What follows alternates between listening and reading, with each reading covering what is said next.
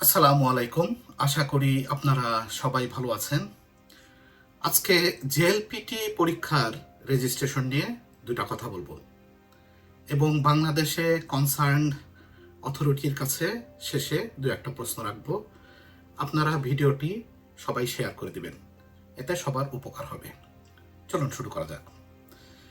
আমরা দেখতে পারি প্রতি বছরই যে বাংলাদেশে জেএলপিটি পরীক্ষার রেজিস্ট্রেশন শুরু হলেই একটা যেন নাটকের সৃষ্টি হয়, যে সিট সব ফর্ম ফিল আপ হয়ে গেছে, কোনো সিট বাকি নাই, স্যার রেজিস্ট্রেশন করতে পারতেছি না, বিভিন্ন ইঞ্জিনিয়ারিং চলতেছে, বিভিন্ন কিছু। তো এই ভিডিওতে আমি কাউকে ছোট করা কিংবা বড় করা এরকম কোনো উদ্দেশ্য নাই। আমি একজন গার্জিয়ান হিসাবে এই ভিডিওতে আমি কর্তৃপক্ষের কাছে এবং স্টুডেন্টদের কাছে কিছু রিকোয়েস্ট এবং রিকমেন্ডেশন রাখতে চাই। আমি যেটুক জানি, আমার ভুল হতে পারে তথ্যতে, আমি যেটুক জানি যে বাংলাদেশ থেকে প্রতি বছর, স্পেশালি এই বছর জুলাইয়ে যে জেএলপিটি পরীক্ষাটা হবে, 20,000 স্টুডেন্ট পরীক্ষা দিতে পারবে। কিন্তু আমরা জানি এখন বাংলাদেশ থেকে আপনার খালি 20,000 না, হয়তো 50-60,000, 1 লাখ আপনার ছেলেমেয়েরা, ছোট ভাই বোনেরা জেএলপিটি পরীক্ষার প্রস্তুতি নিচ্ছে এবং পড়াশোনা করতেছে। তার মানে যেটা হচ্ছে যে আমাদের যদি শুধু 20,000 সিট থাকে, সেই ক্ষেত্রে যেটা হচ্ছে আপনার রেজিস্ট্রেশন শুরু হওয়ার সাথে সাথেই সবাই ভেঙে পড়তেছে, ঠিক না? আপনার ফর্ম ফিল আপ করার জন্য, রেজিস্ট্রেশন করার জন্য, এবং সার্ভারের উপর একটা এক্সট্রা প্রেশার পড়তেছে। সেই জন্য সার্ভার হ্যাং হয়ে যাচ্ছে, বিভিন্ন এরার রিটার্ন করতেছে এবং বিভিন্ন সমস্যার সৃষ্টি হচ্ছে। তাহলে এখন আমি যেটা বলতে চাচ্ছি যে ওকে, আমাদের সার্ভার সাইড, ইনফ্রাস্ট্রাকচার সাইডে কিংবা ওয়েবসাইট সাইড আমাদের প্রবলেম আছে, ওকে, আই অ্যাকসেপ্ট দ্যাট। সমস্যা থাকা মানেই যে সেটা সলভ হবে না তা কিন্তু না। সমস্যা মানে যে we need to find out a way, how can we address them, right? How can we deal them. এখানে আমি আপনাদের কাছে কয়েকটা প্রপোজাল রাখতে চাচ্ছি, যারা কনসার্ন অথরিটি। আমি আপনাদের প্রচণ্ড সম্মান করি, সম্মানের সাথে কিছু আপনাদের কাছে আপনার প্রপোজাল রাখতে চাচ্ছি। সেটা হলো যে ধরেন আমাদের জেএলপিটি রেজিস্ট্রেশনের জন্য 12 দিনের সময় দিয়েছে জাপান ফাউন্ডেশন, জাপানের কর্তৃপক্ষ থেকে। তখন আপনি যদি আপনার সিস্টেমটা, রেজিস্ট্রেশন সিস্টেমটা এইভাবে বিল্ড করতে পারেন রিকোয়ারমেন্ট অ্যানালাইসিসের সময়, যে প্রথম 4 দিন জেএলপিটি N5-এর পরীক্ষার্থীরা আপনার রেজিস্ট্রেশন করতে পারবে, N4 N3 পারবে না। পরের 4 দিন আমরা N4-এর স্টুডেন্টদের সুযোগ দেব এবং পরের 2 দিন কিংবা 3 দিন N2 কিংবা N3-এর স্টুডেন্টদের সময় দেব। আপনি যদি এইভাবে ভাগ করে ফেলতে পারেন রেজিস্ট্রেশনের টাইমটা এবং ডিউ ডেটটা, ঠিক আছে? আপনি 12 দিনের মধ্যেই কাজটা শেষ করলেন, কিন্তু আপনি যদি ভাগ করে ফেলতে পারেন তাহলে কিন্তু আপনি এই যে সার্ভারের উপর যে এক্সট্রা একটা লোড, একটা যে আনপ্লেজেন্ট সিচুয়েশন তৈরি হচ্ছে, এটা কিন্তু আপনি বন্ধ করতে পারেন এবং রোধ করতে পারেন। আমার দ্বিতীয় প্রপোজালটা হবে, ধরেন আপনার মার্চের 12 তারিখ থেকে আপনার রেজিস্ট্রেশন ওপেন করবেন ওয়েবসাইটে। আপনি তার আগে 10 কিংবা 15 দিন একটা ফেজ হিসাবে প্রি রেজিস্ট্রেশন একটা ফেজ নিতে পারেন, যেখানে ইউজাররা ঢুকবে, রেজিস্ট্রেশন করবে এবং তাদের একটা প্রি ইউনিক আইডি দেওয়া হবে এবং ওই ইউনিক আইডিটা একটা ইউআরএল এর সাথে হয়তো কানেক্ট থাকতে পারে, যেটা দিয়ে তারা পরে হয়তোবা তাদের রেজিস্ট্রেশন কাজটা শেষ করতে পারে। এতে কিন্তু আপনি আপনার সার্ভার সাইডের যে লোডটা, ইনফ্রাস্ট্রাকচার ম্যানেজমেন্টের যে লোডটা, সেটা কিন্তু আপনি অনেকাংশেই কমাতে পারবেন। আমার 3 নাম্বার পয়েন্টটা হলো যে আপনার এই রেজিস্ট্রেশন রিলেটেড ইনফ্রাস্ট্রাকচার এবং সার্ভিসের মডার্নাইজেশন।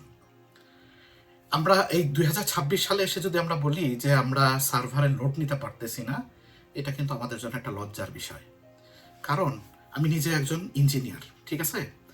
আমি আমার ইঞ্জিনিয়ারিং লাইফে এখন 22 বছরে আছি এবং আমি একটা বড় অটোমোটিভ ইন্ডাস্ট্রিতে জাপানে কর্মরত আছি, আইএসআইটি সাইডে।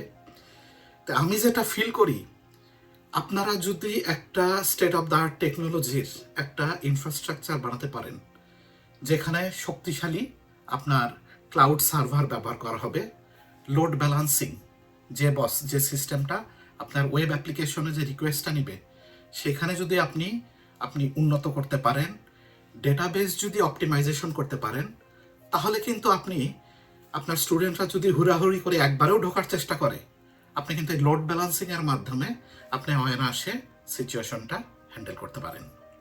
এবং এর সাথে সাথে আপনাকে আরেকটা যেটা ইনফ্রাস্ট্রাকচার সাইডে ইমপ্রুভমেন্ট করতে হবে, সেটা হচ্ছে আপনার স্মার্ট ট্রাফিক ম্যানেজমেন্ট সিস্টেম। তা আমি যেটা বলতে চাই, আপনারা যখন রিকোয়ারমেন্ট অ্যানালাইসিস করবেন সিস্টেম বানানোর সময়, আপনারা যদি এই পয়েন্টগুলো আপনাদের মাথায় নেন যে what are the requirements to be implemented to address 20-30,000 request per second, then you can get it very easily. আমি আপনাদের বলতে চাই যে আপনারা অ্যামাজন কিংবা আলিবাবা এই টাইপের বড় ই কমার্স ওয়েবসাইটগুলোর যদি আপনি তাকান, আমি যেটুকু জানি, ভুল হতে পারে, তারা 1 সেকেন্ডে 5,80,000 রিকোয়েস্ট রিসিভ করার এবং প্রসেস করার ক্ষমতা রাখে। তারা কি করতেছে? They build their infrastructure on AWS, right? তারা AWS এ এনভায়রনমেন্ট বানাচ্ছে, অ্যামাজন ক্লাউড ইউজ করতেছে।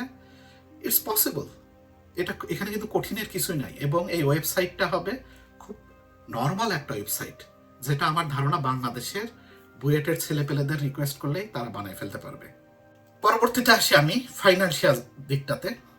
আচ্ছা, আমাদের ইনফ্রাস্ট্রাকচার বানাতে গেলে তো আমাদের টাকা লাগবে, ঠিক না? টাকাটা দিবে কে? Who is going to be funded, right? আমি যেটুকু বুঝি, 20,000 সিট এবং 3,800 টাকা করে যদি আপনারা প্রতিটা ক্যান্ডিডেট থেকে নেন, তাহলে হিসাব করলে দেখা যায় প্রায় 7.5 কোটি টাকার মতো উঠবে আপনারা এই 20,000 স্টুডেন্টের রেজিস্ট্রেশনের থেকে। তো আমি যেটুকু বুঝি, 7.5 কোটি টাকা, it's a huge amount of money. এটা অনেক বড় একটা টাকা, ঠিক আছে? আপনারা কিন্তু এই টাকাটা সঠিকভাবে ব্যবহার করে ভেরি হিউজ আধুনিক মডার্ন ইনফ্রাস্ট্রাকচার বানায় ফেলতে পারেন। এবং সেই ক্ষেত্রে আপনার এই 7.5 কোটি টাকাও লাগার কথা না। আমার ধারণা লেস দ্যান 1 করোড়, 1 কোটির নিচেই আপনি আধুনিক ইনফ্রাস্ট্রাকচার এবং রেজিস্ট্রেশন প্রসেস বানিয়ে ফেলতে পারবেন। পরিশেষে আমার একটা আপিল পয়েন্ট আছে। বাংলাদেশ গভর্নমেন্টের মাননীয় কনসার্ন ডিপার্টমেন্ট এবং যারা জেএলপিটি রেজিস্ট্রেশনের সাথে নিয়োজিত, আমি তাদের সম্মান করি, আমি তাদের এফোর্টকে অ্যাপ্রিসিয়েট করি এবং সম্মানের সাথে বলতে চাচ্ছি যে আপনারা প্লিজ এই ছোট ভাই বোনদের জন্য একটু কিছু করেন। কারণ জাপানিজ ভাষা অনেক কঠিন। আমি 26 বছর জাপানে আছি, আমি জানি জাপানিজ ভাষা কত কঠিন। এই ছোট ভাই বোনগুলো জাপানিজ ভাষা শিখতেছে, তারপরে পরীক্ষার সময় যদি তারা রেজিস্ট্রেশন না করতে পারে, এর থেকে বড় হতাশার কিছু কিন্তু আমার মনে হয় আর কিছু না। এবং আপনারা জানেন যে আমেরিকা অলরেডি কঠিন হয়ে গেছে বাংলাদেশি স্টুডেন্টদের জন্য, ইউরোপ অলরেডি কঠিন। ইউরোপের অনেক ইউনিভার্সিটি এখন বাংলাদেশিদের অ্যাপ্লিকেশন পর্যন্ত নিতে চায় না। আমেরিকাতে এখন ঢোকা অনেক কঠিন, আমি অত ডিটেলে যাব না, আপনারা জানেন। তার মানে অনেকগুলো দেশই কিন্তু আমাদের জন্য কঠিন হয়ে গেছে অলরেডি। কিন্তু আমি যেটা দেখতে পারি, জাপানে এখনো প্রচুর সম্ভাবনা আছে বাংলাদেশিদের জন্য। রিকোয়ারমেন্টটা কি? যে জাপানিজ ল্যাঙ্গুয়েজ প্রফিসিয়েন্সি টেস্ট জেএলপিটিটা পাস করতে পারলে, লেভেল 5, লেভেল 4, লেভেল 3 পাস করতে পারলে এখানে ভালোভাবে এসে তারা কাজ করতে পারবে। তা আমি কনসার্ন ডিপার্টমেন্টের সবাইকে, মাননীয় সবাইকে সম্মানের সাথে বলতে যাচ্ছি, আপনারা প্লিজ এই জিনিসটা গুরুত্বের সাথে নিয়ে জিনিসটা সলভ করার চেষ্টা করবেন।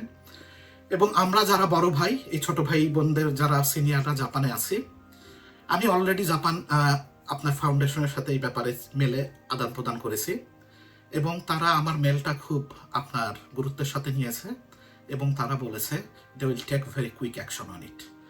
তার মানে আমরা জাপানের সাইড থেকে জাপান ফাউন্ডেশনকে পুশ করব, obviously will push them positively. এবং আপনারা বাংলাদেশের সাইডে এই জিনিসটাকে আধুনিকায়ন করান এবং ভবিষ্যতের বাংলাদেশি স্টুডেন্টদের জন্য তারা যেন জাপানে এসে ভালোভাবে পড়াশোনা করতে পারে, টিকে থাকতে পারে, এই দিকটা আপনারা আশা করি মনোযোগ দিবেন। আপনাদেরকে সবাইকে অনেক অনেক ধন্যবাদ। এবং পরিশেষে একটা রিকোয়েস্ট করব যে ভিডিওটা সবাই শেয়ার করে দেন, যত পারেন শেয়ার করে দেন, তাহলে আপনার কনসার্ন অথরিটিও ভিডিওটা দেখতে পারবে এবং আমি আশা করি আমরা এই সমস্যাটা সলভ করতে পারবো। সবাই ভালো থাকেন। Have a nice day. Thank you. By.